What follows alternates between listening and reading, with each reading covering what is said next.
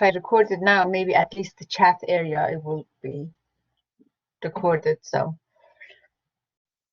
anybody who comes back, they can look at the questions and some of the answers, hopefully. SN1,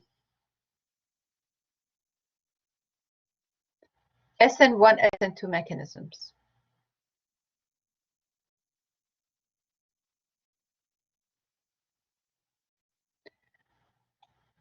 For SN1, you do have a carbocation intermediate. Leaving group is leaving first before the nucleophile comes.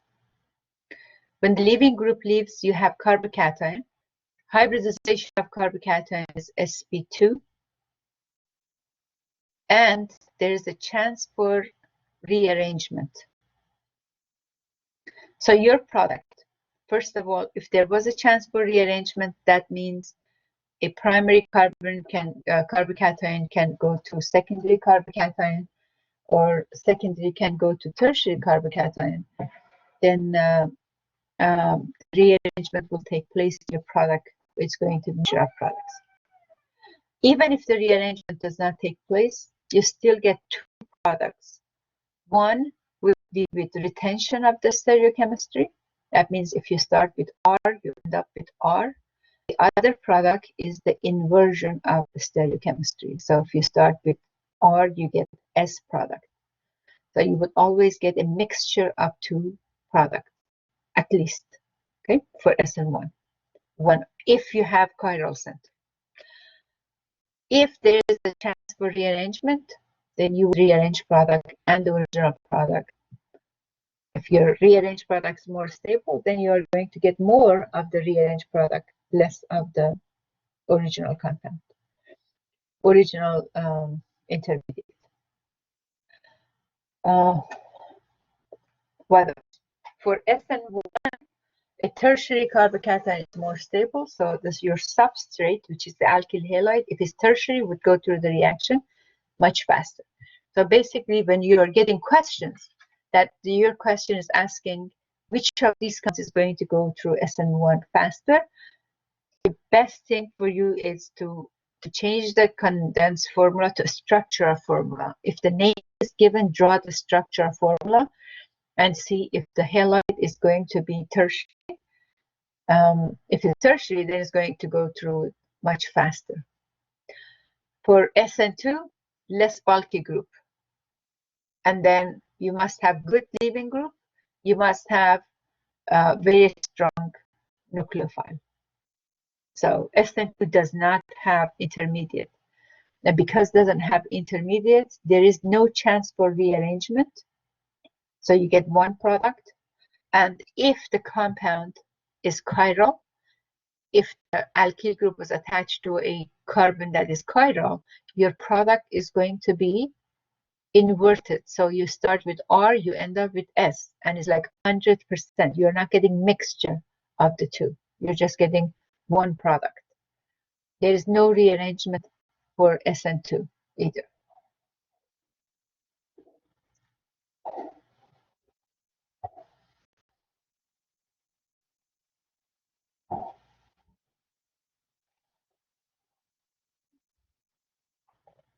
You're welcome.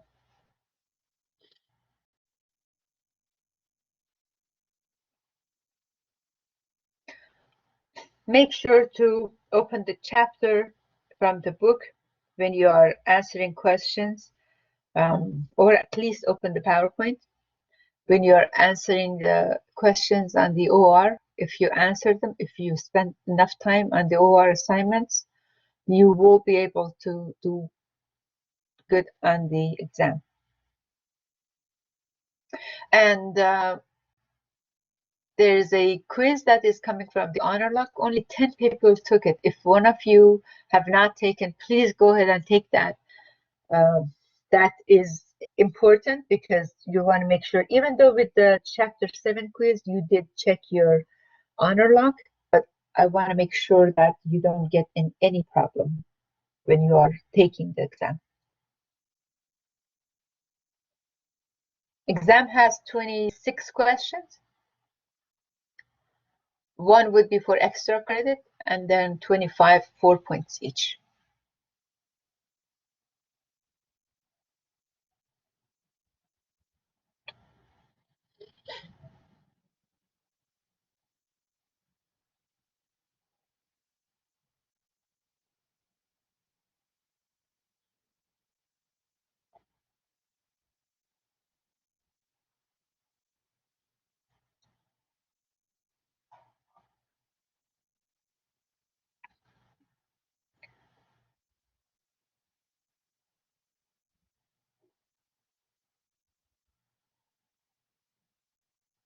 Okay, how do you find the number of ring?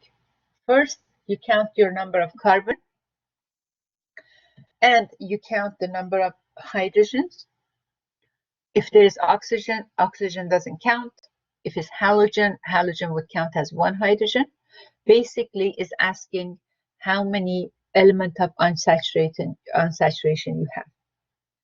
So if the molecule already has 2 pi bonds and you end up with 4 elements of unsaturation, each cyclic system, each ring counts for 1 element of unsaturation. So the answer for that is going to be 2. If you have 3 elements of unsaturation, basically 6 hydrogen is missing, and you only have 1 pi bond that you could see in the molecule, or the question tells you there's 1 pi bond, then whatever is left, the difference is going to be ring. So each ring covers 1 element of unsaturation.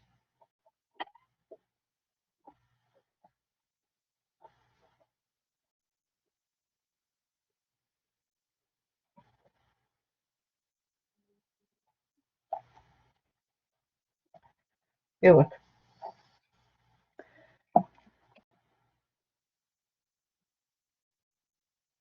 Okay.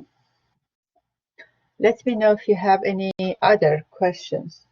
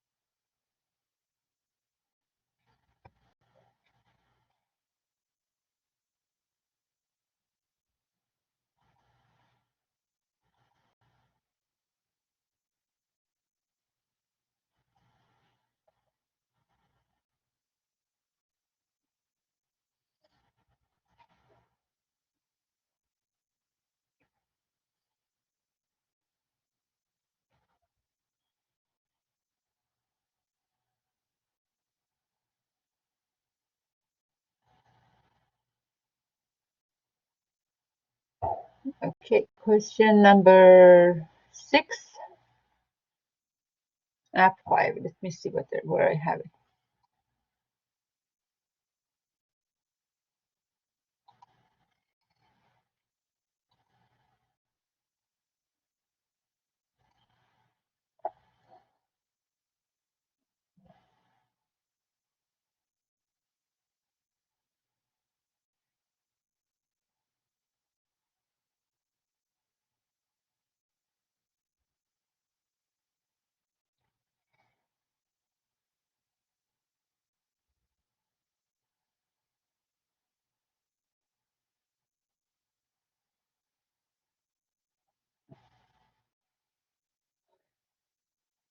Which one would take the higher ranking? Can you give me the first answer yourself? Which one would be the highest ranking?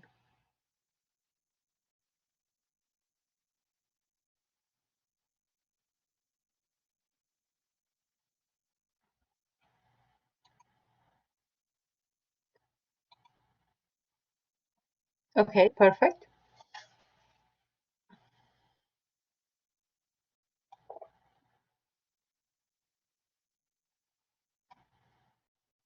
Then what?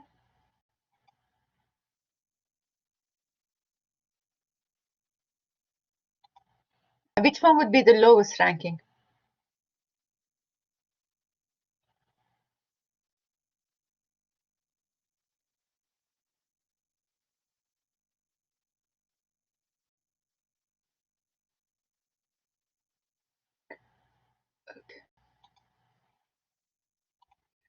The second highest is going to be 4, right? Because it's carbon attached to 3.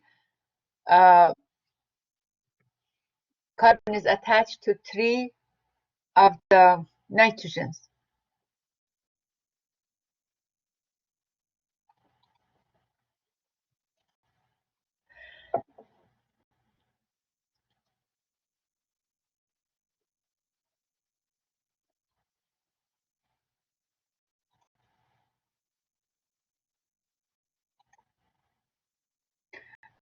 Three, four, two, one.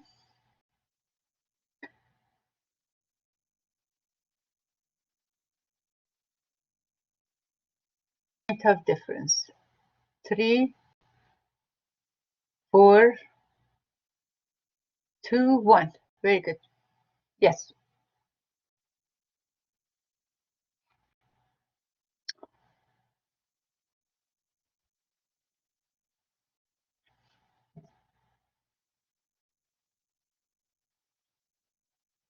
The one with the highest ranking, it would be the one that it has the immediate element attached to the main chain is going to be the one with the highest atomic mass.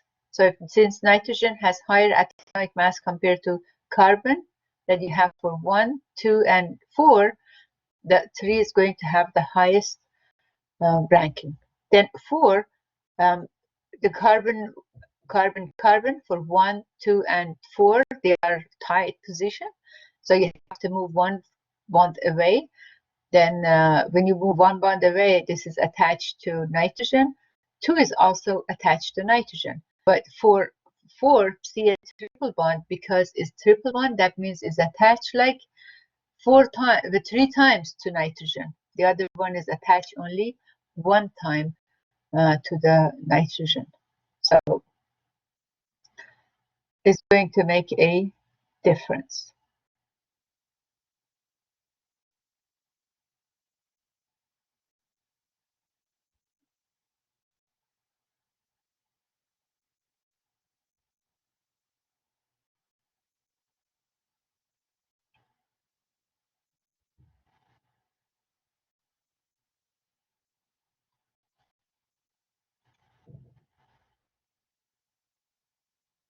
Okay, perfect.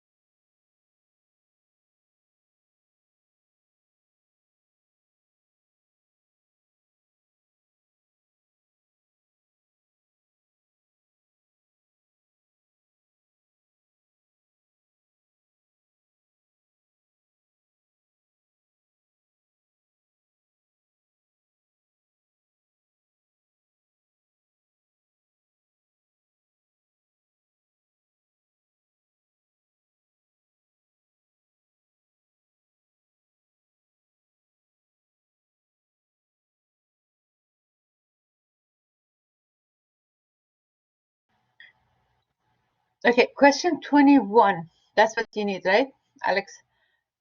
Consider the molecule of this butane. Draw this stereoisomers.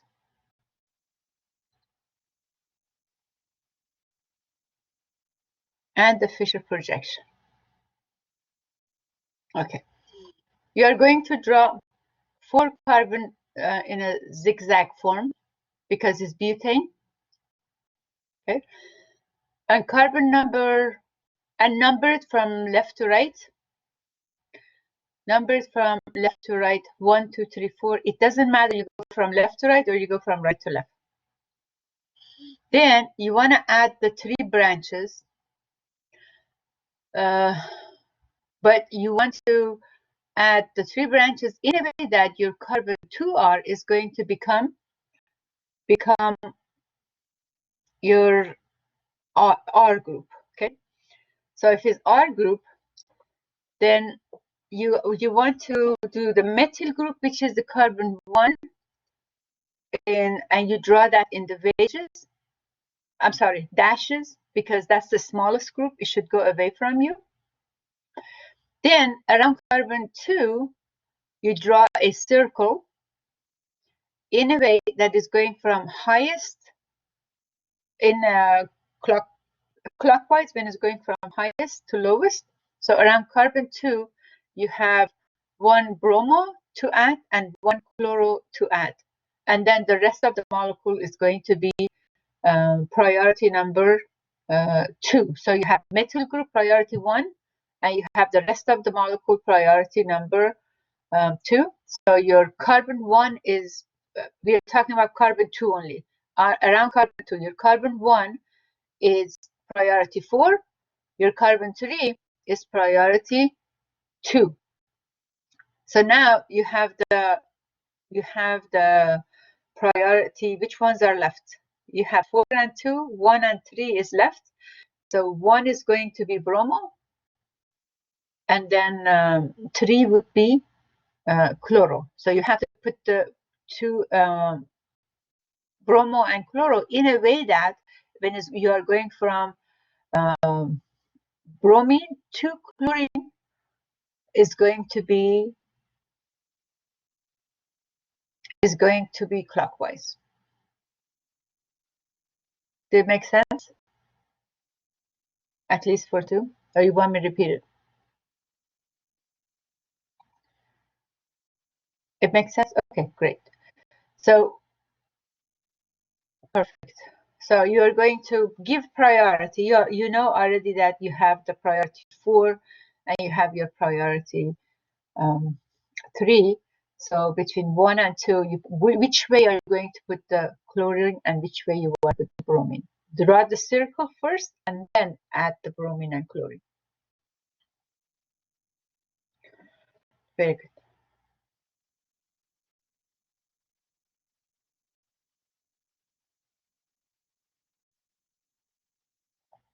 For carbon 2, since there is no hydrogen, then you have to go with the smallest group as the lowest priority, and that should go away from you. Basically, it should be on the dashes. And then the carbon number 3, because it's carbon, it has lower priority compared to bromine and chlorine.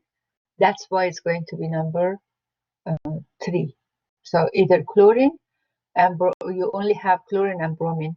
Chlorine is number 1 and bromine is number 1 and chlorine number 2.